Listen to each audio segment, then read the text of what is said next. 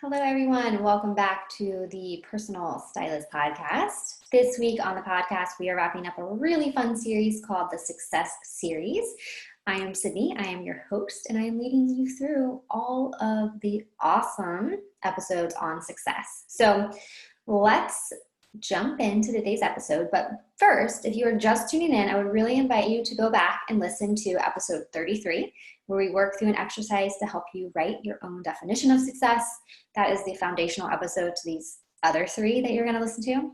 And then episode 34, where we talk about standing for something. And that is this really step one, actually step two, in being successful in your styling business. And episode 35 was all about sticking with it and avoiding shiny object syndrome. In today's episode, episode 36, we are talking about how staying curious will get you to your definition of success. So let's get into it. If there is anything that I've learned almost 5 years of running my own business and being mentored and in programs with some of the most successful online entrepreneurs, it is that running a business is actually a major experiment. We start out with this great idea of creating a styling business because we feel called to do it. It lights us up, it's fun, and it's easy, and we can help people. And we have a pretty set idea on what it looks like to run a business or launch a style course or create services. But we don't realize that 99% of the time, even once we have stood for something, see episode 33 for the 4 things you'll need to nail before you can actually stand for something. Everything we do, even when we do that, is still an experiment. Will this Instagram post get results? Will this partnership work out? Will this email newsletter get more opens? Will tweaking my services in this way, my signature service, be more efficient? Will these systems and processes make me better? Will this mindset thing help me really reach that next level of my evolution for myself and for my business? And I want to note again that there is a big difference between tweaking something and pivoting slightly and completely ditching something and starting over when you have shiny object syndrome. That's episode 35. When we are staying curious, we are sticking with what we created, but we are trying out, we're experimenting with different methods for marketing it, getting it out into the world, and reaching the maximum number of people that we were put on this earth to reach. So I want to give you a really relevant example of what staying curious looks like. And right now, that's really the Personal Stylist Instagram account. I have been experimenting with posts that get the most engagement, why I think that is, what posts that I see get engagement on other accounts, what those look like, and just doing different things to see what sticks. I'm not getting rid of the Instagram account because some of them perform badly or only get 2 likes. And I'm not wed to what it looks like. I want it to be cohesive and I want the branding to look nice, but I'm also not going to stick with something that doesn't seem to be working. So I'm evaluating it and I'm making some changes. So for example, I've noticed that the business quotes on Mondays get a little bit of engagement, but the quotes that seem to get the most engagement are things that are shorter or more shareable. They're a little more meme-like, right? They're easy to digest quotes, and they're the ones that are style related. So I'm going to adopt and try those out and see if they land better. Another really great example of staying curious is not being wed to names and what you're calling things. A lot of times I see stylists get so wrapped up in the branding of this and the name of this and what are they going to call this, that they really never even start a service. They never start a business because they can't decide on what the name should be. This podcast used to be called From Hobby to Full Time because I knew I wanted to start a podcast, but I didn't really know what I wanted to call it, and that really resonated with me at the time. I have since, within the past maybe 6 weeks, changed that name obviously to the Personal Stylist Podcast because that is more resonant.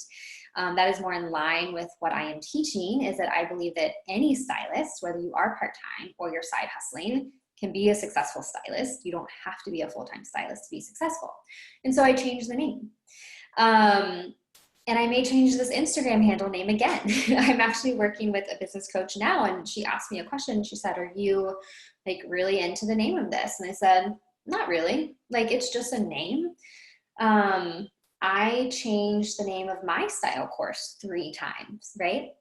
So all you are doing is staying curious about what you feel like is working and not working, and then you're making changes based on that. And a really, really key component to this experience, and I really want you to hear me, and I want you to not only hear me and write this down, but I want you to understand this. And I am telling you this because this is something that I have struggled with over the years, is that you need to take your personal feelings out of your business. What I mean by that is not that you are not invested, not that you are not creating things you're excited about and that you want to have or that you would have wanted, but that you, when you are doing an experiment, you are looking at numbers and data and facts, and it's the numbers tell the story. It says nothing about you when your Instagram post gets 2 likes or when an Instagram post doesn't perform well. What that does tell you is that, oh, this isn't performing well, let me try something new. When you can take your personal feelings out of your business, you are going to have so much freedom, and you are really going to be able to stay curious in such a better way. You're not going to take quote unquote failures or someone not booking a service with you, someone not booking your signature service. You're not going to take that personally. You're going to look at the data and say, oh, this person wasn't really aligned with me actually. They didn't want what I had to offer. What I was offering them in this process wasn't what they wanted. So they were not aligned. So where do I need to improve my marketing and my messaging, or how do I screen my potential calls better to make sure we are aligned so that there is more chance of this person booking with me, okay? My other mentor, Susie Batiz, she's the founder of Poopery. She has a saying that when something is maybe not working for you or you're having a hard time with it, you can ask, what new wants to emerge here? And I love that because, again, it's taking you out of the equation. You are freeing yourself up to explore and to stay curious and say, okay, this is not right. What new wants to come out of this? What new type of Instagram post do I want to create? What new type of marketing is coming from this? When I ask what new wants to come out, I'm staying curious, I'm sticking with it, but I'm trying something new. In this piece, the staying curious is really your step 3, step 4 in being a successful personal stylist that is going to go from overworked to profitably booked. Because if you don't stay curious about what you've stood for and stuck with, then you won't be successful. Thank you so much for tuning into this week's podcast episode. This concludes our success series, which has been really fun to write, really fun to talk to you all about, and honestly, a lot of lessons that I have learned that I am learning presently. And I am really excited for November's series of podcasts. I have plans to share my most recent launch debrief, and what that means is it's really an evaluation of what went on in the launch, talking about some of the numbers that came from it and helping to be more transparent and decode that for you all. And there's also a really awesome story in there about why you can't measure your success on hitting goals or not that I will share, which ties directly into what we've been talking about this month. I also want to talk about my personal business goals for 2021. I always find it really fascinating when people share their goals and like how they plan to meet them. And I also want to talk about goal planning the right way for your business. A lot of people don't have a clear plan. A lot of stylists don't have a clear plan for setting goals. And I'm also going to talk about a few productivity hacks because I am a huge proponent of figuring out the best way to be productive for you. And it's really, really fun. So I think December, we're going to take a break from the podcast. I'm going to be traveling a little bit and taking some time off, and I'm going to be planning my business goals for 2021. So I'm going to need some space to do that. And then hopefully coming back in January with some new podcast episodes for you guys. So that is the tentative, or for you all, excuse me. One of the things I'm working on is working on my gendered language, and you guys is not the best use of language. So thank y'all for sticking in with me there. And I think that's all I have for you. So as always, please find us on Instagram.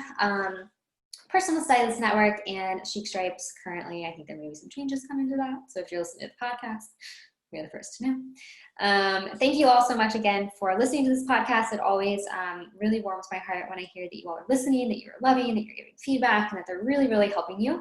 That is my goal with this, to just impact as many people as I can by living out my core values. And that, my friends, means I'm successful. So thank you for helping me live my successful life. All right, I will see y'all in the next podcast.